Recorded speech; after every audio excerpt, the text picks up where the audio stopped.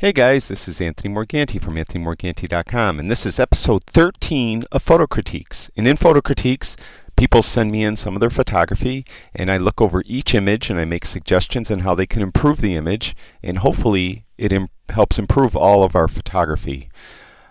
Today I'm pleased to critique the work of Alberto Flores, and he sent me in 3 images, so this will be a relatively short photo critique. But before we get into it, if you guys could do me a favor and subscribe to my YouTube channel and like and share the videos, I'd really appreciate it.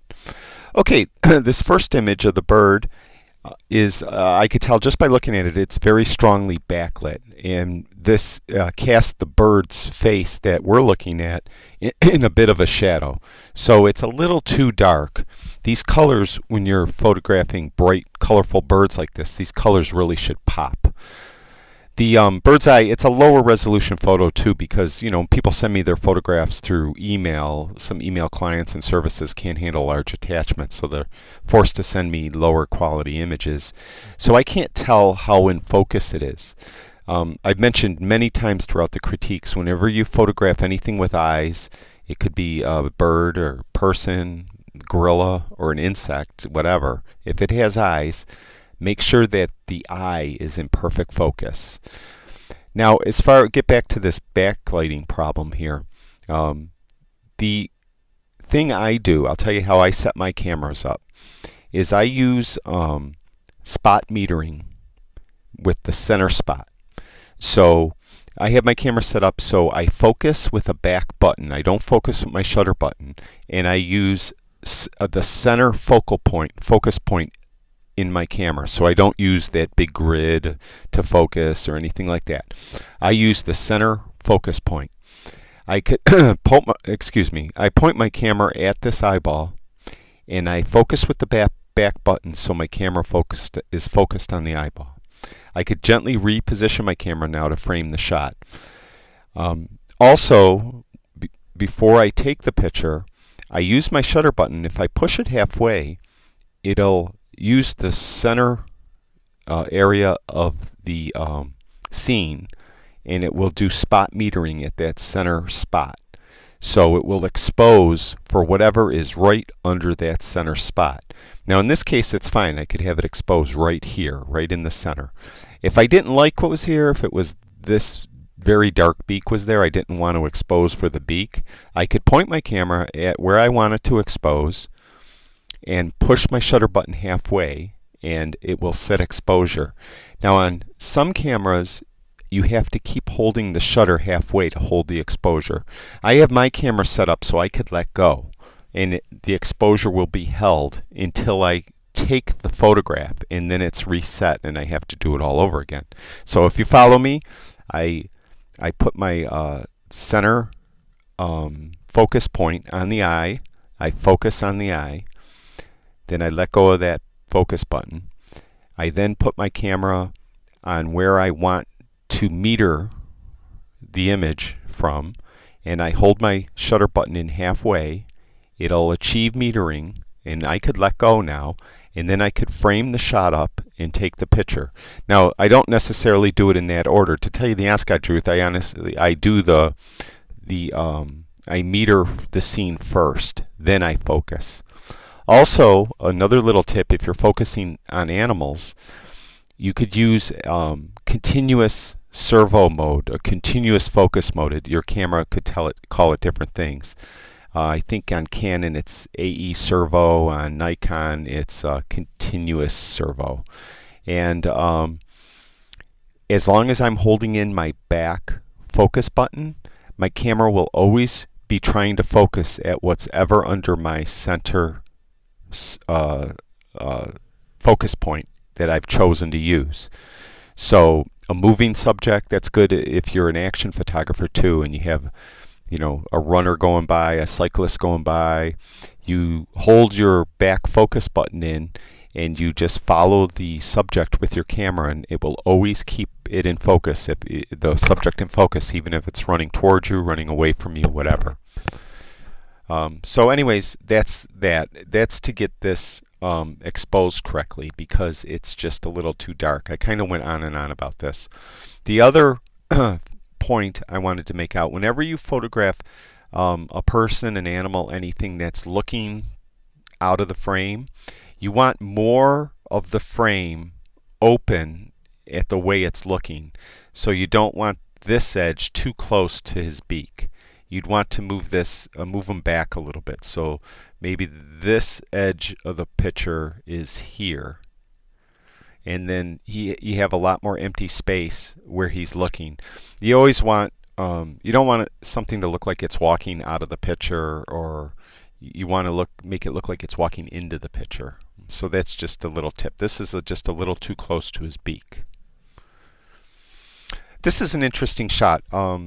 We have some color down here with these flowers. We have this back in the background, these scenic mountains. And this goes back to what I've said many, many times about work in the scene. This is an interesting shot. You know, it's nice, nice focus. The front foreground is in focus and the background's in focus. So you did an excellent job with focus. But again, this looks gorgeous back here. And I wonder if you did manage to move forward and give away, you know, forget about these flowers and get something else. It just looks like a scene that you could have worked and got a better shot, because the sky looks great.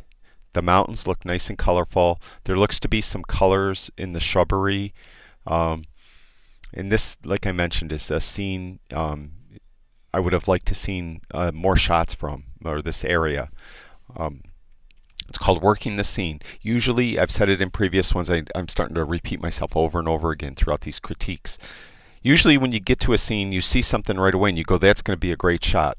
Rarely is that first one actually the great shot. It's the 50th or 60th one. It's after you've been in that scene a while and you started taking various shots from different angles, different focal points, maybe use different lenses and different perspectives, and that's how you actually discover the best shot in the scene. So I encourage you always to work the scene. This shot here too, I think, is another one that you could have worked the scene, although I like what you did here. This is the great leading lines. Leading lines help lead your eye through the photograph. There's some nice color over here. It looks like, I don't know if those are flowers or some type of fruit on these bushes. We have flowers over here. The focus is real nice. He did an excellent job on the focus again. And there's some color in the tree trunks here, which is nice, helps break up the solid green. Another one is maybe you could revisit this site in the fall of the year when there's going to be some more color, maybe some leaves on the colorful leaves on the ground. The other thing is when you're photographing a landscape, don't be afraid to clean up. See, there's some garbage, there's some paper here. Before you snap this picture, walk up and clean up all this garbage. You don't want garbage in your picture. And I know it sounds stupid maybe, but do it. Clean up any stray paper or garbage laying around, then take your shot. This is another one. I like the leading line. I like the subtle colors. So this, in my opinion, of your three shots, this is your best shot. And again, I would have liked to seen a little more work the scene. You got a stray branch coming in here. Somehow, I mentioned in other these critiques, is make sure when you're framing the scene, you got your eye in the viewfinder, that you look all the way to the left and all the way to the right and all the way to the bottom and all the way to the top, and make sure that nothing is you know, creeping into the shot that you don't want. So that's it. Again, you know, I've gone over and over. I don't mean to be redundant, but it's really something that all of us have to be conscious of. Even me. Work the scene. Don't be too hasty to get out of there and get on to the next scene.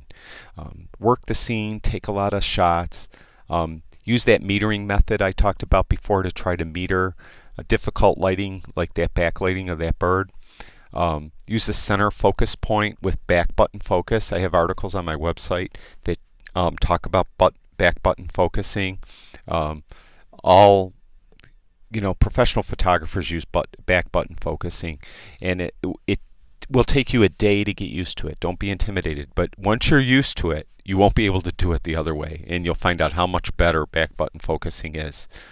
And that's it. I really appreciate Alberto sending me in his photographs. Another one, I'm getting great photographs, some great photographers. They really have the eye, and you definitely have a great eye, Alberto. Just do those couple things, and your photography is awesome. And I'd like to thank everyone for watching these critiques and watching all my videos and subscribing to my YouTube channel. And I really appreciate everyone's support. Take care, guys.